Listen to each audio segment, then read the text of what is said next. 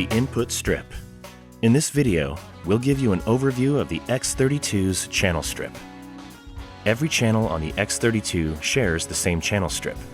Select the input or auxiliary channel you wish to modify, and the channel strip now applies your changes to that channel.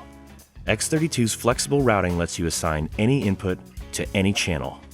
By selecting channel 1 here, all of the parameters on the top left section of the X32 now apply to this channel.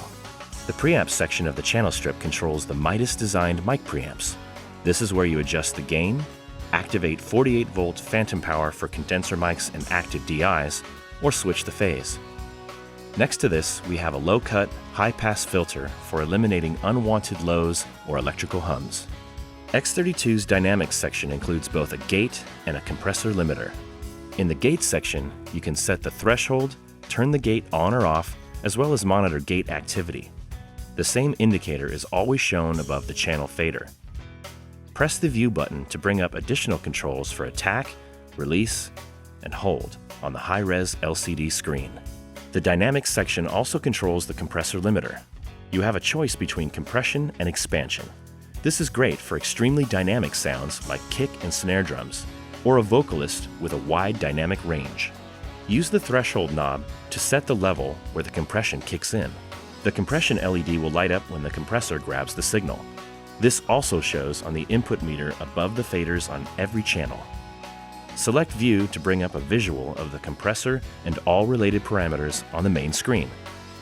Now let's take a look at the EQ section. Here we find 4 bands of fully parametric EQ.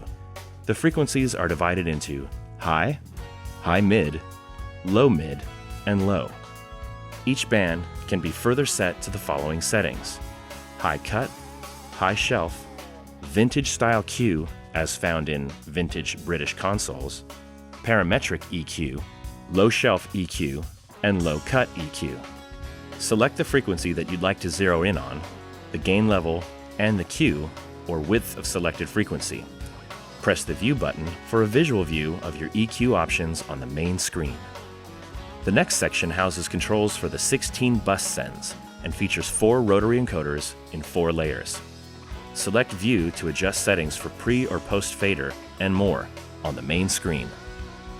Finally, we have the pan encoder, on-off switch to send to the master stereo bus, and a mono send level to feed a mono bus. The mono bus is helpful for sending specific channels like kick drum and bass guitar to subwoofers. This has been the input strip video for the X32 digital mixer from Behringer. To learn more, check out www.behringer.com.